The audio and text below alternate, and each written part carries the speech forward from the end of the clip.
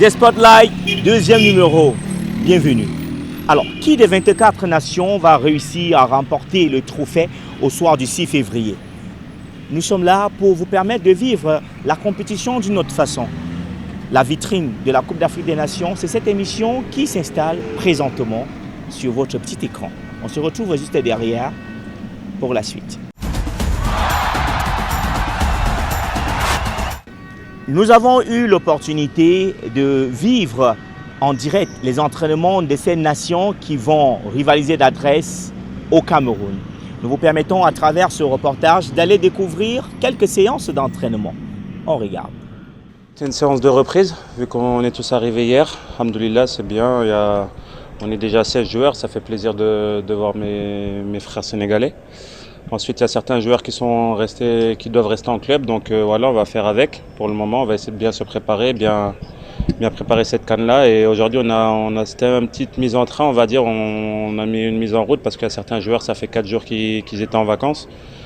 D'autres un peu moins, mais voilà, le plus important, c'est qu'on soit tous là au service du pays. Et je pense que tout le monde est content d'être ici aujourd'hui. Et on doit être tous positifs, je vais dire, et on doit tous profiter de ces moments au Sénégal. Voilà, il faut être juste positif, il faut penser que ceux qui sont venus pour jouer la CAN sont très contents. Nous, on est très heureux d'être ici aujourd'hui, très fiers de faire partie de l'équipe du Sénégal. Et après, il y a un secteur sur lequel j'aurais aimé travailler beaucoup plus, mais j'y vais à petite dose depuis ma prise de fonction, c'est le facteur récupération du ballon. À la récupération du ballon, on a été sur des matchs à domicile, on a été intéressant, mais on doit perturber beaucoup plus nos adversaires dans ce secteur-là.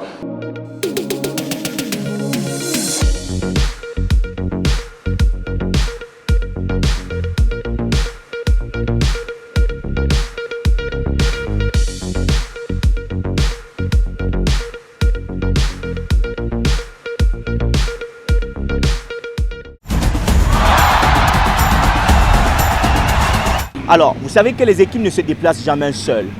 Que ce soit des officiels, que ce soit des confrères journalistes ou bien d'autres, nous avons eu l'opportunité d'aller à la rencontre de ceux qui ne sont pas dans la pelouse d'Olembe ou bien de Rumbeadja et bien d'autres.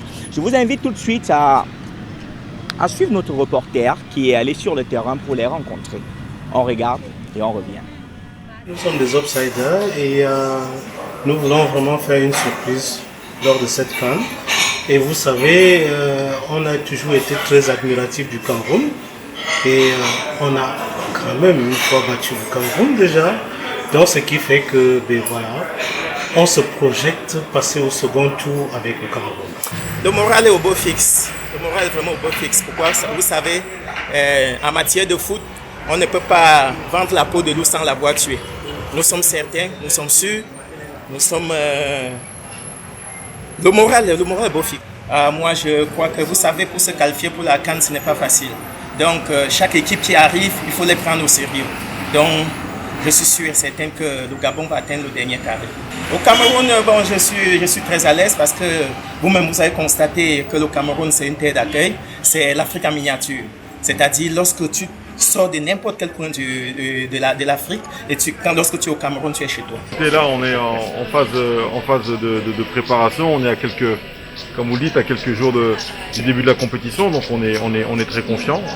On attend ce moment depuis tant d'années que forcément il y a aussi de l'excitation, mais beaucoup d'humilité face à cet événement qui est forcément un événement qui va être particulier pour nous, mais aussi pour le public comorien.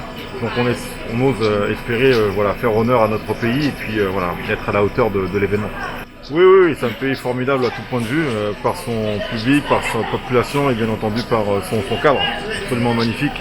On est ravis d'être là, ça ne nous change pas beaucoup de notre pays local, mais on connaît bien le Cameroun pour y être venu à quelques reprises et on n'est pas surpris par l'accueil qui nous est réservé. Puis très lucide, on sait qu'il y a de très grandes équipes en face de nous, y croire c'est aussi un rêve, donc ça serait dommage de ne pas vouloir rêver, donc on y rêve, mais bon, on est très lucide et c'est notre première participation, donc beaucoup d'humilité encore une fois. On a beaucoup de respect pour toutes les équipes et on jouera notre... Derrière chaque rêve, il y a forcément beaucoup de travail, donc ce sera uniquement une conséquence par rapport à un travail qui aura été accompli depuis plusieurs années.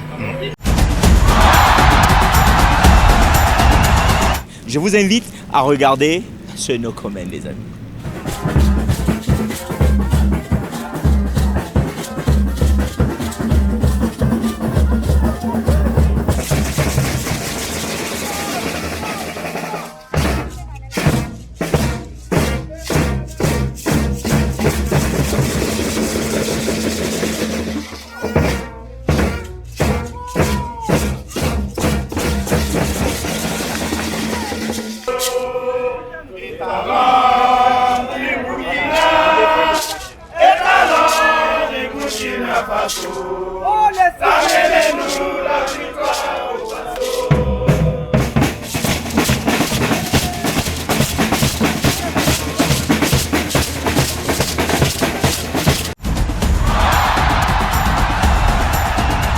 J'ai envie de vous amener à la découverte de Bimbia.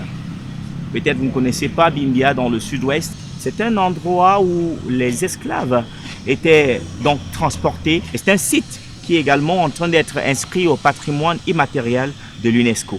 Allons à la découverte de Bimbia. Voyage au cœur d'un lieu mémorial, Bimbia, appelé localement Bamba, est surtout connu comme site historique du commerce transatlantique des esclaves noirs dans les années 1800. Chaînes sur les murs, briques de construction restées authentiques, plaques contenant les noms des bateaux qui transportaient les esclaves, vidéos explicatives de la traite négrière, la mangrove, la biodiversité et les plages en sable noir attirent de nombreux visiteurs venus de divers continents. Ils viennent à la source pour davantage apprendre. Je suis Kwamo. J'ai grandi à Buea, mais je n'ai jamais été au courant de ce site. Maintenant, je vis aux États-Unis. Voici la deuxième fois que je viens ici. Je suis venu prendre des photos pour les partager avec mes amis une fois rentré aux États-Unis. La première fois que je suis venu ici, c'était un moment vraiment d'émotion. J'étais avec ma femme. Elle est noire américaine. Ça l'avait vraiment touchée. Cet endroit est aussi unique en ce sens que c'est ici qu'est né le christianisme. La toute première église au Cameroun y a été implantée avec l'arrivée des premiers missionnaires. C'était au XVIIIe siècle.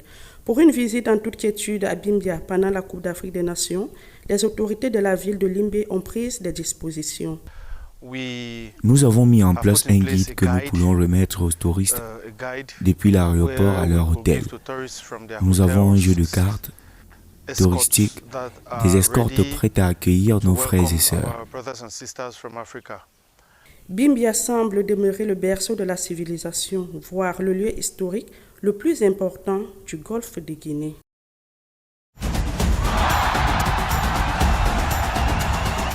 De retour dans ce numéro de The Spotlight, la vitrine de la Coupe d'Afrique des Nations. Et bien sûr, parlant de la Coupe d'Afrique des Nations, nous avons eu l'opportunité, grâce à nos confrères du Sénégal, de rencontrer M. Abdoulaye Dabo, qui est un féru du journalisme, qui est un fan du sport africain, qui a d'ailleurs couvert plus de 10 compétitions de Coupe d'Afrique des Nations. Quelle est son expérience et quel est son point de vue par rapport à la 33e Coupe d'Afrique des Nations Can Total Energy 2021? Nous regardons à travers ce reportage. Nous allons plonger un peu dans les souvenirs d'Abdoulaye Dabo. Il est au micro de nos confrères de la cellule digitale. J'en ai totalisé une dizaine, 10 cannes au total, j'ai découvert durant toute ma carrière. Les unes différentes des autres, chacun avec ses principaux enseignements et avec ses réalités. Des cannes à la maison, il y en a eu une seule. Des cannes sans le Sénégal aussi, j'en ai couvert. Et puis, voilà. Pour la grande partie maintenant, ce sont des cannes où le Sénégal a participé avec des fortunes diverses. Parfois, c'est des surprises, parfois, c'est la déception. Il y a eu des moments de joie aussi. Ma première canne, je crois que c'est là où peut-être j'ai dû moi-même un tout petit peu frôler la mort. J'avais oublié un bloc-notes au centre de presse. Il fallait que je retourne aller prendre ce bloc-notes. Mais juste quand je passais devant l'ascenseur du stade, parce que le stade du Caire est tellement grand qu'il y a un ascenseur, quand je passais, l'ascenseur s'ouvrait, le président Moubarak était là avec Idé Umar. Alors, moi, j'étais plaqué contre le mur et j'ai eu peut-être plus de 10 fusils braqués sur moi. Et comme il y a un seul mot arabe que je connaissais à l'époque, Sahafi, ça veut dire journaliste. Heureusement, j'avais entendu parler Sahafi, journaliste.